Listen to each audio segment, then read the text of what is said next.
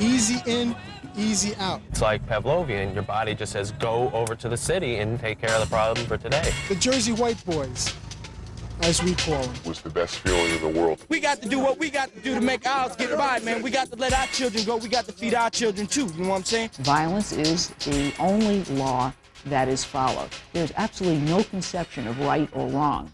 It's a big money business, from the suburbs to the city, and then to a little-known town in the Dominican Republic. Corners in a triangle of drugs, money, and death. Stay tuned as we follow the trail and investigate the cocaine commute. Here is correspondent David Diaz. It's Friday night, the George Washington Bridge. Thousands of cars heading into New York City. Some of them perhaps to go to the theater, some maybe for dinner, but a lot of them for one simple reason, to buy drugs in Washington Heights. Located near Manhattan's northern tip, Washington Heights is heavily populated by Caribbean and Central American immigrants, the vast majority from the Dominican Republic. But it's not the language or culture of the people that made Bob and Tom want to go there as often as they could.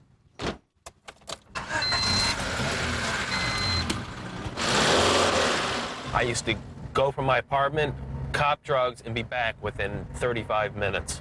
Now recovering drug addicts, Bob and Tom agreed to tell us about their cocaine commute if we agreed not to reveal their identities. They used to make the trip several times a week to buy up to 30 vials of crack at a time. It's the road to Cracktown. Any one of these entrances along this whole street here, you can buy drugs, especially at nighttime. You can just walk in there and buy drugs. Drug busts in the area reveal an interesting pattern. The buyers aren't coming from New York City. They're coming from the suburbs, and overwhelmingly from New Jersey. A quick drive across the George Washington Bridge and almost any corner is an open market for crack and cocaine. This corner right here, supermarket on the corner of Audubon and 174th, was a main cop spot for us. And it was a crew of Dominican kids.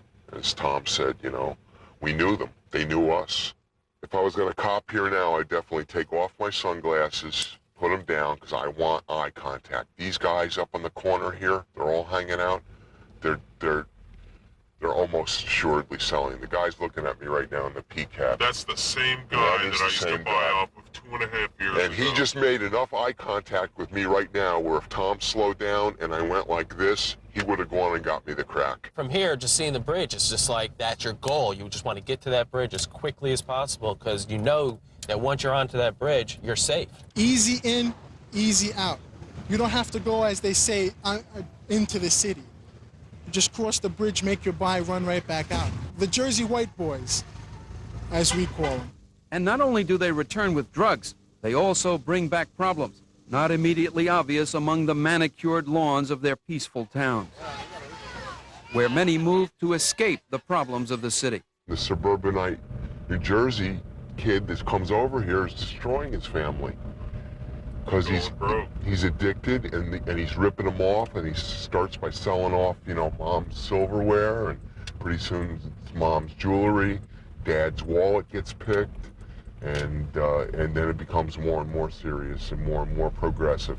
As they drop their dollars behind in Washington Heights, the cocaine commuters fuel the neighborhood's most lucrative and most violent industry.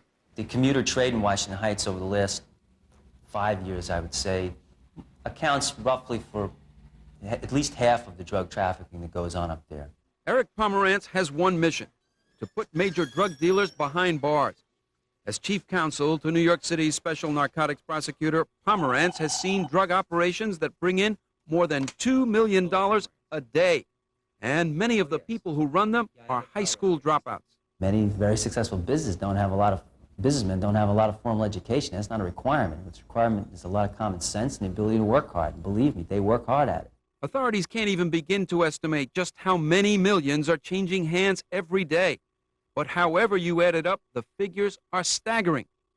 According to police officials, one operation in this building alone brought in $30 million in a 6-month stretch. And 3 Dominican gangs operating along this block allegedly used this building and several Amsterdam Avenue bodegas for a drug enterprise bringing in $50 million a year. That's just one operation among who knows how many. Their philosophy summed up by this Washington Heights insider. It's called American Dream. We got to make money too, you know what I'm saying? The motherfucking government ain't giving us nothing, you know what I'm saying? They not trying to put nothing in our pockets, you know what I'm saying? So we got to do what we got to do to make ours get by, man. We got to let our children go. We got to feed our children too, you know what I'm saying? But the overwhelming majority of Dominican immigrants here, people like Larry Antigua, are just trying to do what their ancestors did, work hard, and make a better life for their children. Not like when I first came here, making $37 a week, paying $15 for a room with food. 31 years after Antigua came to this country, he's running a successful liquor store. If you want to make it in America, you can make it. Because this is a country of full opportunity. Nice day, yeah? We have a lot of hard-working people in this neighborhood, lots of them. You see all these bodegas and everything else, majority owned by Dominican that came here to work. It hurts Antigua to see kids from his homeland lured into the drug trade. They could just as easily be his own children. But what hurts most is helplessly watching his beloved Washington Heights deteriorate, to the point where residents are forced to take drastic measures. This is a 9mm gun with 16 shots. It's like you saw that commercial with the Indian when he saw what happened to my land, you know. They started to cry. That's exactly how I feel. I love Washington Heights. I love it. I love the people of Washington Heights. But we need a change. We do. Like so many poor immigrants before them, honest, hardworking Dominicans regularly send money back to their homeland to help out even poorer relatives. It's one reason you see so many money transfer agencies in Washington Heights. But authorities say these storefronts are in another, less honorable business, moving illicit money earned by drug dealers. Millions of drug dollars originating in the pockets of suburban buyers, passing through the hands of Washington Heights dealers, and winding up in the Dominican Republic. Estimates put that amount at close to $300 million a year. According to a ranking official of the Drug Enforcement Administration, what it all really amounts to is a white powder foreign aid program. From the suburbs of New York City to the streets of Washington Heights, the money trail ultimately leads to a small Caribbean nation 1,400 miles away, the Dominican Republic. And even more specifically, to a tiny town in the country's north-central plain, San Francisco de Macorís. Almost 2/3 of the big-time drug dealers busted in Washington Heights come from this one place. In most respects, San Francisco de Macorís is like any other Dominican town, a plaza at the center where social life and commerce come together.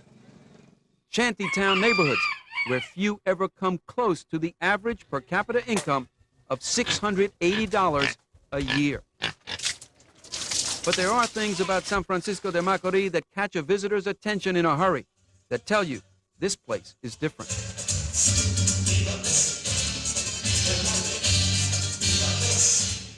Locals have a name for the people who are making discos like this part of the landscape. The same people whose dollars are building fancy homes, some fortified with razor wire, buying huge satellite dishes, and paying for expensive cars sold in this once desolate town.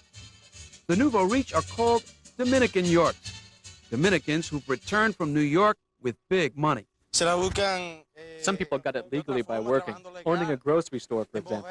But the straightforward admit there's another, more prevalent source. Yeah, sure. Many of those who come from there made it from drugs. I ask him how he knows that. Based on how long they were there.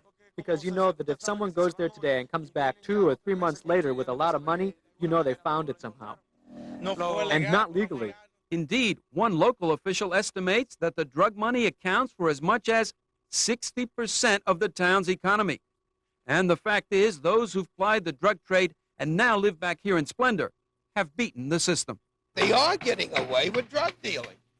We have fugitives that are in these towns that they refuse to extradite because we don't have a treaty. Congressman Charles Rangel represents New York's Washington Heights section. He's frustrated with what he sees as inaction on the part of the Dominican government. They don't want to be perceived as giving safe haven to notorious drug traffickers, and they are. They can go back with $100,000, and they're billionaires compared to the standards here in the States.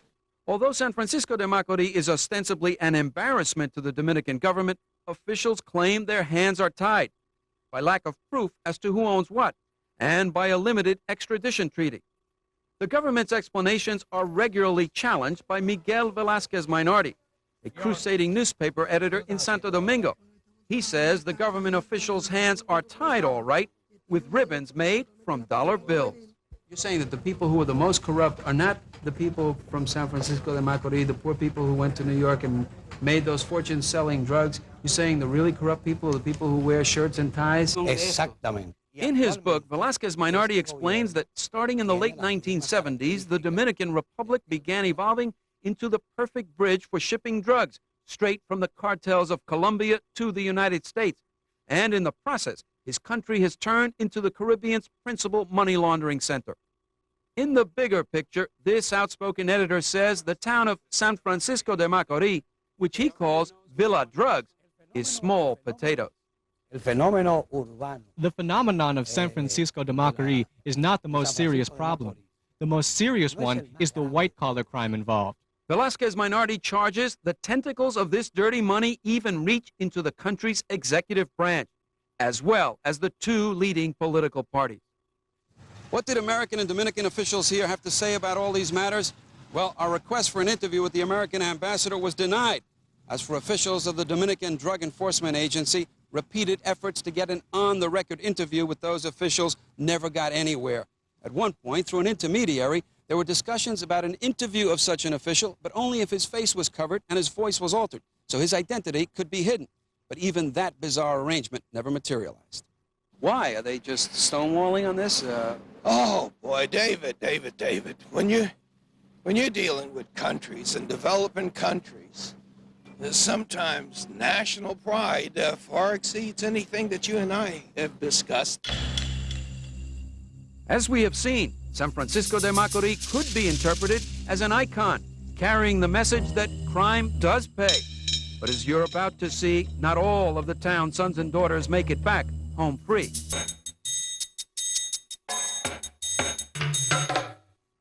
San Francisco de Macorís, a small town in the Dominican Republic. At one time poor, today home to riches reaped from selling drugs in the United States. But it's also the final stop for those who didn't make out quite as well.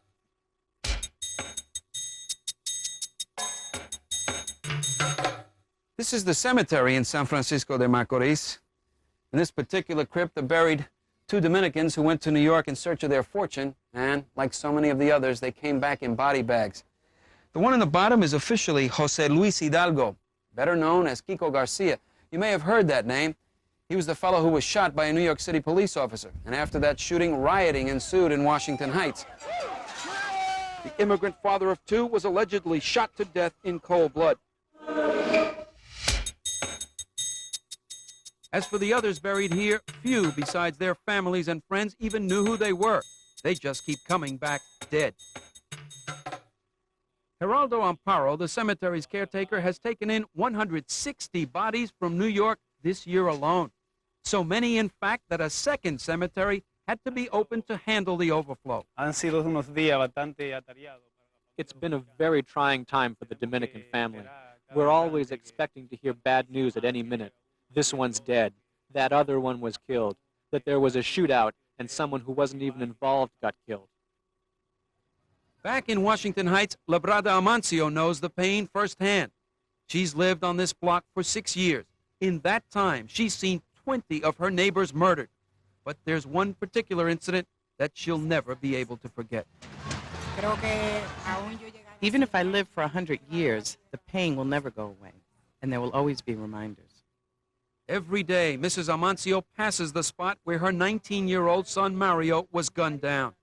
She now knows he was involved in drug trafficking, but that doesn't ease the loss or the bitterness that comes from knowing her son was allegedly killed by one of his closest friends, Pee-wee. Witnesses told me that after my son was struck by the first 6 shots, he cried out, "You, Pee-wee? You would kill me?" Whether it's selling guns, shooting people, killing people, maiming people, kidnapping people, and everyone is affected. A total indifference to human life.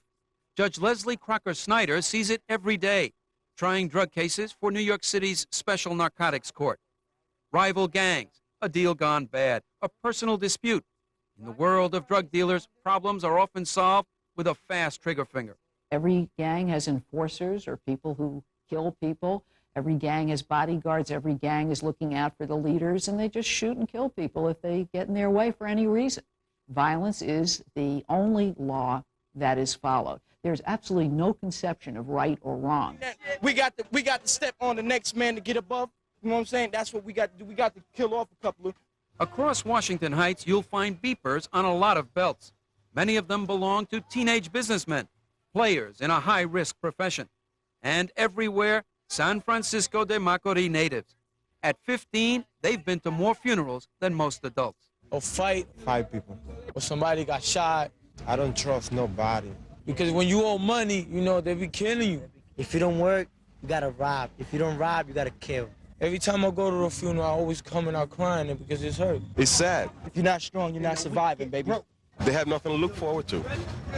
There's nothing there. Their philosophy is that they're going to be dead around 30. And if not dead, then rich. But not even the strong likelihood of ending up as nothing more than a name on a death certificate is enough to keep the young Dominicans away from New York. And as you'll see in a moment, nobody seems to be sure how to stop them. A hot Caribbean evening, Santo Domingo's Old Quarter. Members of the Dominican Republic's small middle class celebrate the 500th anniversary of Christopher Columbus's first voyage. The government is proud of the $23 million monument it just unveiled.